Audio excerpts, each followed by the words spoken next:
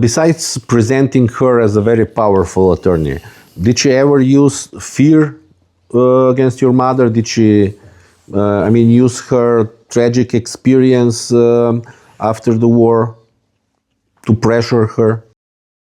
My mother was devastated. She was a young girl, 19 years old, when she was imprisoned, raped, beaten, then released with nothing, just her body and little clothes that she had on her.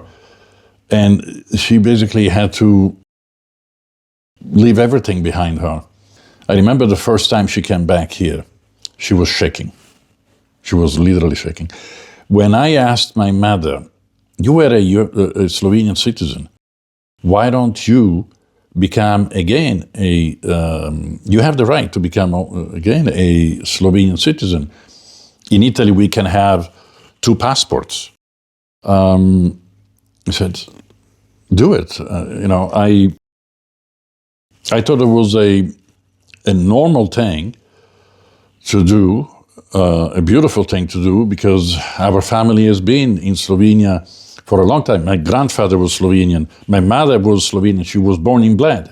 So I'm half Slovenian, essentially by blood. And she was shaking. She just she said, no, I cannot do it. I love the country. I had beautiful years in that country when I was, a little girl. But I remember the suffering. I just cannot do that. The country hurt me so much. I'm afraid of it. And the only thing I could do is to understand, because, my mother, she gave me the details of what happened, and it was horrifying. They put the entire family in jail. They took away all the properties. My grandfather had a bank here in Ljubljana, had textile company outside Ljubljana, near Bled, had in Wolfovo 1, he built this beautiful building right in the center, and had a wholesale business in the first 3 floors of the building.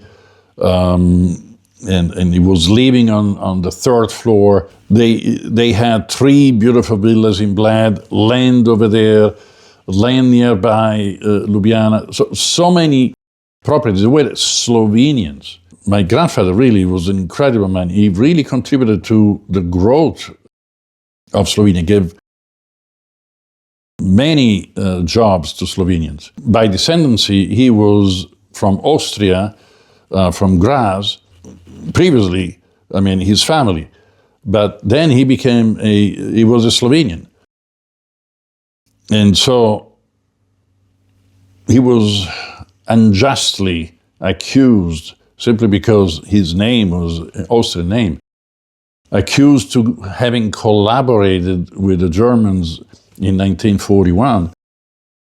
And by the way, this is really incredible, but who accused him was an ex-employee that worked at the bank and that stole money from the bank, from my grandfather's bank, and so he was fired.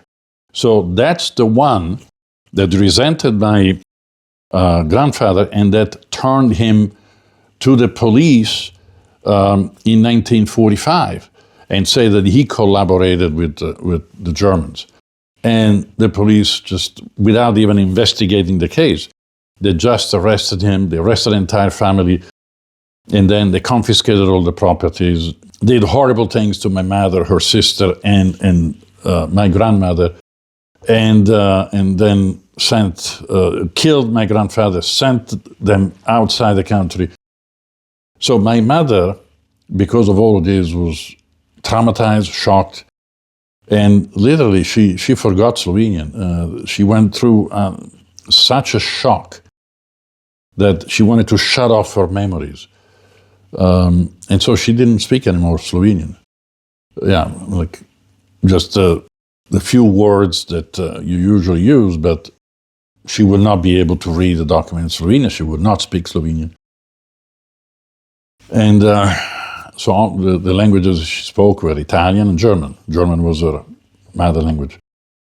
Because, like I said, originally the family was from Austria.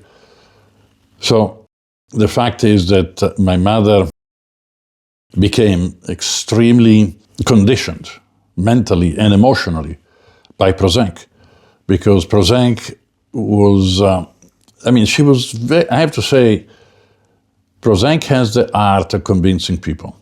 She has this image of being this very nice woman, very caring, that knows everything, knows everybody, is passionate about your case. And so my mother believed her. My mother really thought that she was on our side. I remember my mother not only bringing her money, a lot of cash, but also gifts. And frankly, I thought that my mother was exaggerating, but it's like my mother was an affectionate woman, and Prosenc was really kind to my mother. They were hugging, when they would meet in the office, sometimes getting lunch together and so on. My relationship with Prosenc instead was always very professional. I would not hug her. I would just, salute her normally. Never had lunch with her. For me, it was just an attorney, and she was supposed to take care of my case, my company.